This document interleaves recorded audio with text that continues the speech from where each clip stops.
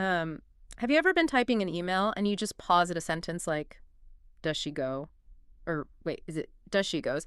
And suddenly you just feel like you completely forgot how to speak English. Oh, yeah. All the time. Yeah, It's such a common trap. right.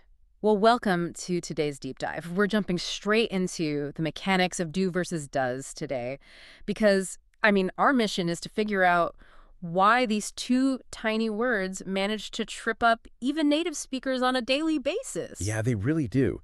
And it's funny because we all know the baseline rule from grade school, right? Yeah. Like I, you, we, and they pair with do, and then the singular third person. So he, she, and that takes does. So wait, does is basically a VIP pass, like Yeah. exclusively for that single third person or thing? Exactly, yeah. Oh. It's an exclusive club. So Yeah. you'd say, I do my work, but he does his homework. Right, okay. Seems perfectly straightforward.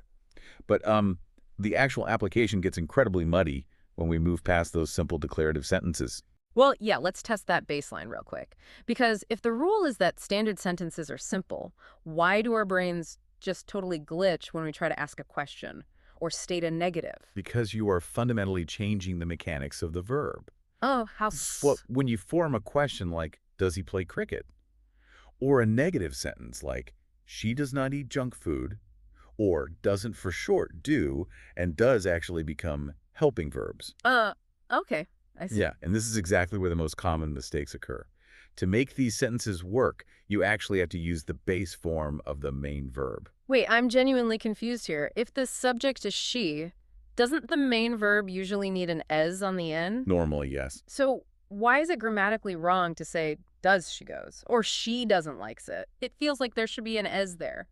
It really comes down to redundancy. Hmm. I mean, the word does already carries that as. It's doing all the heavy lifting for the third person singular, Oh, wow. right? So adding an s to the main verb when does is already sitting right there is, well, it's essentially double dipping. Ah, so does acts like a linguistic sponge. Yes, exactly. It just absorbs this "is" requirement right out of the main verb, so the main verb doesn't even have to carry the weight anymore. Does she go is correct because does is just soaked up the "e's." Precisely.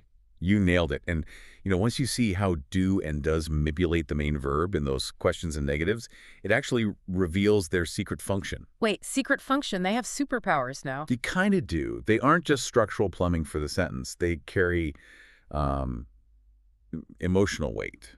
What kind of weight? Like, how does that actually work in practice? Well, you can use them for strong emphasis. So instead of saying a totally neutral, I want to help you, you could say, I do want to help you. Oh, yeah.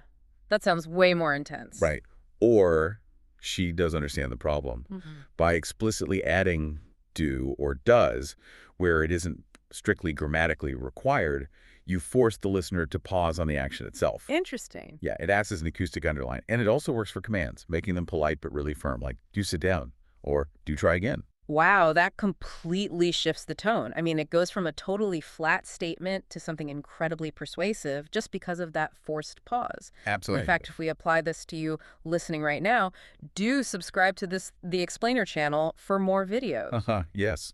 Perfect application. You're forcing the emphasis. Mhm. So if we just boil all of this down to a simple cheat code for you to remember, if the subject is he, she, or it, use does. Mhm. Otherwise, use do. Right, and don't double dip the S. Exactly. Remember that does is already doing the heavy lifting, so just leave your main verb alone. So what does this all mean for you, the listener? Well, think about that acoustic underline we just talked about. If inserting do or does injects such strong emotion and really firm emphasis into our statements, how might constantly using them in everyday workplace conversation accidentally alter things? Oh, that's a good point. Right. Like, could it change how defensive or assertive we sound to our colleagues? Are you just stating a fact, or are you over-explaining and sounding hostile? Yeah, tone is everything. It really is. It's definitely something to ponder the next time you sit down to draft an email.